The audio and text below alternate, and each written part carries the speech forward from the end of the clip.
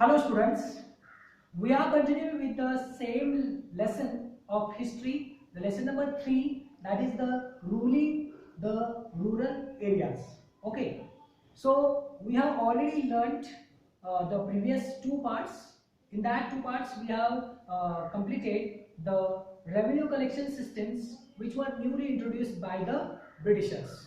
Okay, and then we have learnt about the cultivation of cash crops, and we have also learnt about the one of the cash crop, that was the indigo. Okay, now we are going to learn in this lesson the system of indigo production. We are going to actually learn about this system of indigo production. So indigo production was organized under the two systems. That two systems were the Red and the Nij. So first of all we are going to learn about the Red system. So in this Red system, the planters entered into the agreement with the Red. The planters means what? The Europeans, or that who were having that plantation areas under their control. So the planters gave money in advance to low rates of interest to the Red to cultivate indigo. Okay. The planters provided the seeds and tools while the cultivators had to grow and take care of crops. So that is what the system. So here the planters used to give the extra money to these cultivators in advance at a low interest. They also used to provide the seeds and the tools, and what the role of the cultivators, that they had to grow the crops and they should take the care of these crops. However, the cultivators had to commit to grow the indigo on at least 25% of the area under him. So that was what the situation it was there. Means whatever the total area, among these total area, these cultivators promised to cultivate the 25% area for the production of indigo. Once the indigo crop harvested and delivered to the planters, means after the harvesting, they used to give it to the planters, a new loan was given to the peasants. Okay, so the new loan, again, these planters used to give to these peasants. This was a never-ending cycle, so that system goes on continuous. It was a never-ending cycle. Besides peasants, this was a never-ending system, and besides the planters insisted that the indigo must be cultivated on the best soil.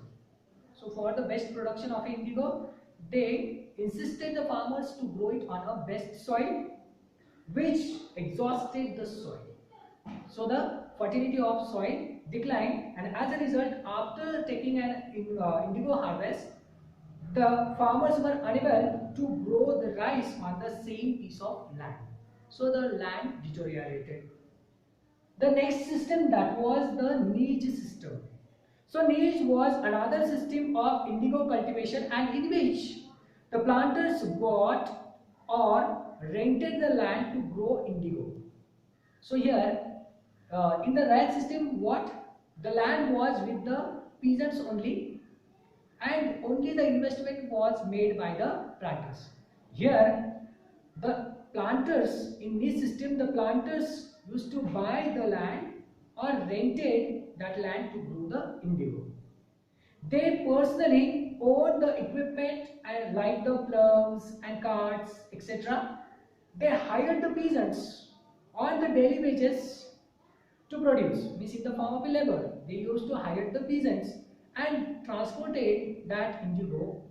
Okay, the biggest disadvantage of this system was what? Planters faced difficulty in acquiring the large compact blocks of land. Means that was not possible to get the land in a continue.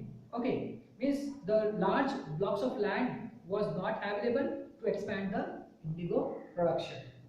Indigo plantation also involved heavy investment in the term of purchasing and maintenance of plows and bullocks. So they required much more money for the investment.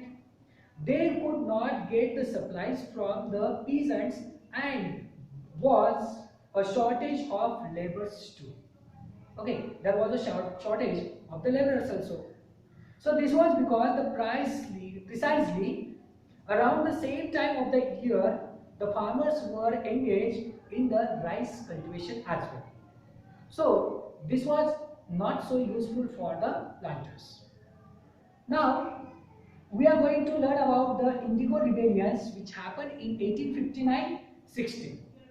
So the Indigo Rebellion in 1859-60 was directed against the European planters whose exploitation had pushed the peasants to the edge. Means the condition of peasants was not so good and they were forced to grow the indigo on their best land.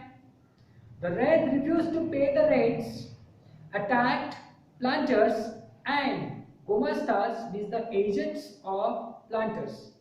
The peasants attacked on them and destroyed the indigo factories as well.